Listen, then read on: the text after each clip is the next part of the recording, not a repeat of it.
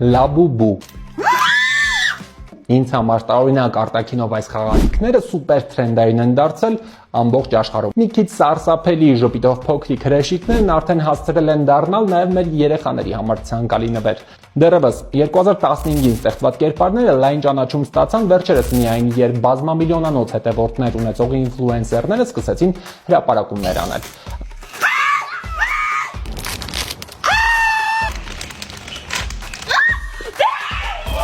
Անթափանց տուփերով վաճառվող ապրանքը մարքեթինգային հրաշալի հնարք է, որ գրավում է նույնիսկ երիտասարդներին։ Գներն էլ սկսում են մոտավորապես 7000-ից ու կախված չափերից անցնում են 50,000 դրամը։ Անկեղծ ասած զարմանում եմ այն աղջիկների վրա, որոնք օգտագործում են դրանք որպես պայուսակի կախազարդ, բայց ինչպես ասում են, ճաշակին ընկեր չկա։ Չեմ էլ քննարկում, թե լաբուբուները սիրունիկ են, թե վախենալու։ Բայց ինչ անել, եթե մեր երեխաներն ուզում են այդ խաղալիքներից։ Մենք էլ ունենք հնարավորությունը, չենք մերժում ու միակ մտավախությունը, այսպես ասած, հոգեբանական հնարավոր վատ հետևանքներն են։ Մասնագետ չեմ, պարզապես ծնող եմ ու կարծում եմ, որ այստեղ էլ կարևոր է երեխաներին ուղղորդելը, որ դրանց օժտեն դրական հատկանիշներով եւ ոչ թե ագրեսիվություն տան դրանց հետ կապված վախենալու պատմություններ ստեղծեն։ Ի վերջո, պակաս վախենալու տեսք չունի, օրինակ այս մեր մուլտհերոսը, բայց եկեք խոստովանենք, նրան շատերս ենք համակրում։ Այլ հարց է, որ շատերի համար այն դարձել է կազինոյի պես կախվածության մի բան, անընդհատ նոր պատվերներ են անում, փորձելով